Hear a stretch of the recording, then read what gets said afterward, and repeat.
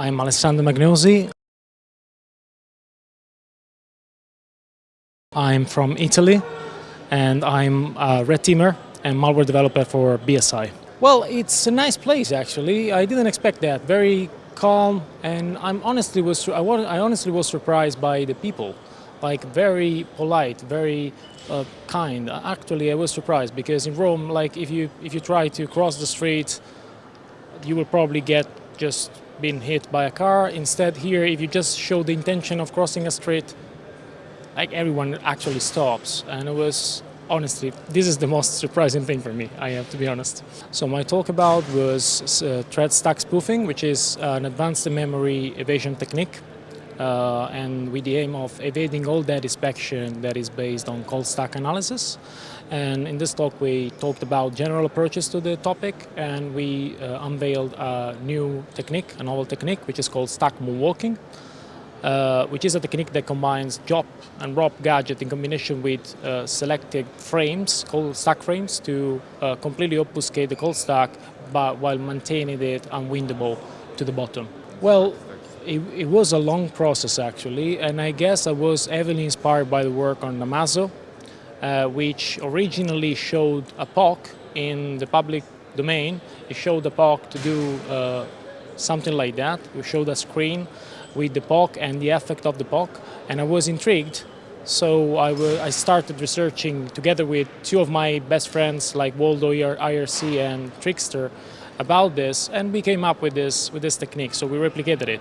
After that we started doing more research on the topic, and potentially in the next month we will release something else to actually improve the technique even more. So far the implication of AI in our job is limited, but it's effective. Like it's important anyway, because we can actually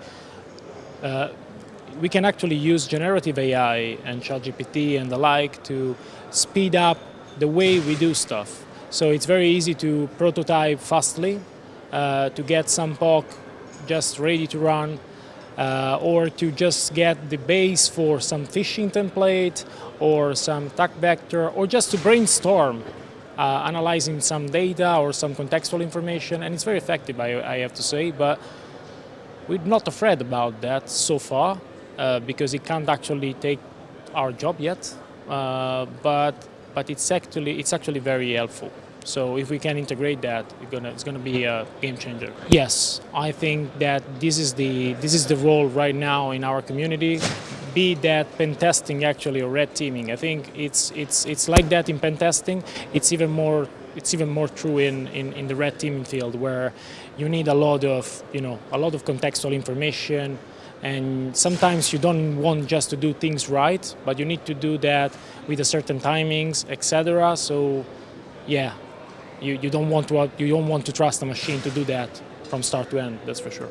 So we also discussed defensive implication of this technique, of course, and we gave some hints about what is the future of the technique. Of course, there is already a natural enemy of techniques like stack spoofing, which is called hardware enforced stack protection, which is HSP, Intel Chat, or AMD Shadow Stack.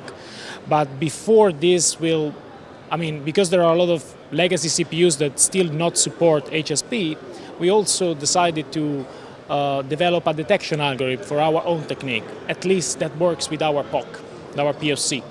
And it's based on literally sort of incoherences between stack frames that are selected for use for this technique.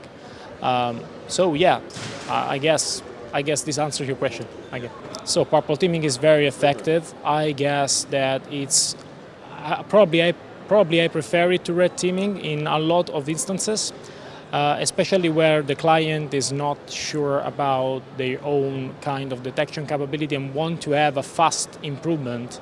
So usually we go for red teaming and then purple teaming, but I guess that starting for purple teaming is actually effective because you can actually help a client, you can liaise with the blue team, you can understand what actually they are detecting, and you can also understand why they are not detecting something, and you can just improve based on provide them with some information to actually help them with their detection engineering process, which is really good.